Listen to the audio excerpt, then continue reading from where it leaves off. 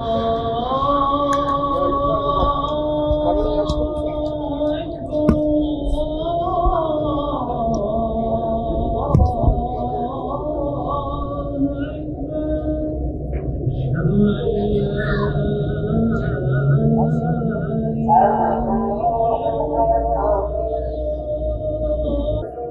Gecesi çok önemli bir gece olduğu halde gönlümüz hüzün dolu. Yarım yıldır 7 Ekim'den beri bu zulüm sürüyor. Yani gerçekten çok üzgünüz. İnşallah dua edeceğiz namazdan sonra. İnşallah bu zulüm biter. Bu Ramazan, bu bayram, bu Kadir Gecesi yani bu kurtuluşa sebep olur inşallah. Çok üzgünüz ama elimizden gelen her şeyi yapmamız gerekiyor. Boykottur, işte seslerini duyurmaktır, gündemden düşürmemektir. Bunlara dikkat etmemiz gerekiyor. Bugün ellerimiz Gazze için semaya kalkacak. Bütün dünyadaki bütün mazlum insanlar için, Müslüman mazlum halklar için elimiz semaya kalkacak. Allah dualarımızı kabul etsin inşallah. Kadir Gecesi hasebiyle her akşam geliyoruz. Bugün Kadir Gecesi hasebiyle camide inşallah dua edip zikretmeye geldik.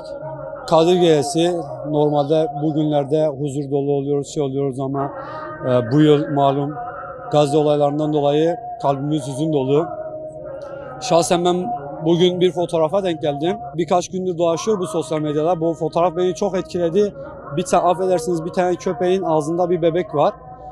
Şimdi kendini medeni diye tabir eden insan kısmı, bazı insan toplulukları var. Bırakın öldürülen, kendisi ölmüş bir köpek yavrusu insanın elinde olsa o şekil sokakta gitse kıyameti koparırlar. Dünyayı bir araya getirirler. Bir ay boyunca bu konuşulur. Buna medeniyet diyorlar, buna insanlık diyorlar.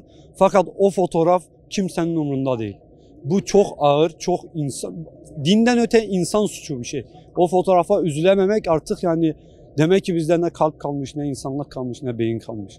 Yani o fotoğraf her gözümün önüne geldiğinde ne yediğim yemeği direkt yarıda bırakıyorum, ne tuttuğum hiçbir şey aklımdan gidiyor. Yani hiçbir şeyin beni kurtaramayacağını sanıyorum. Allah bizi affetsin.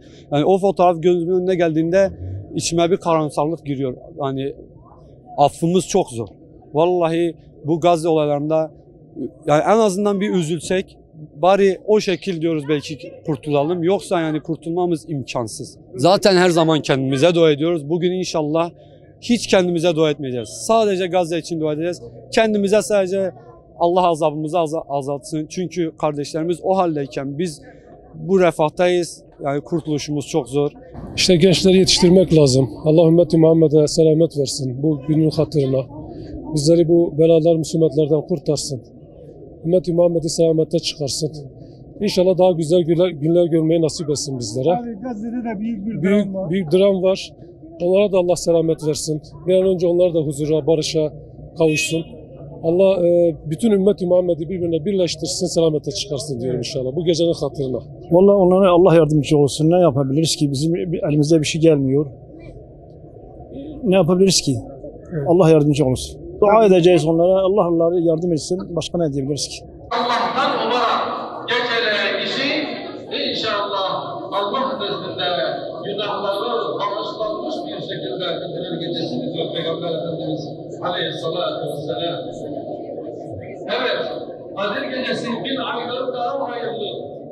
Hesapladığımız zaman 83 sene ve 4 ay etmektedir.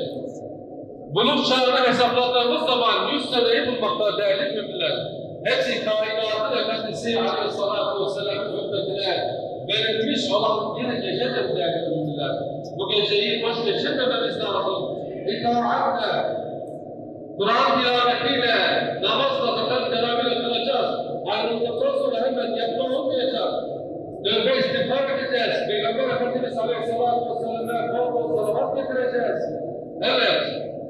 Bu şekilde daha fazla uyuma olmasın bugün değerli müminler.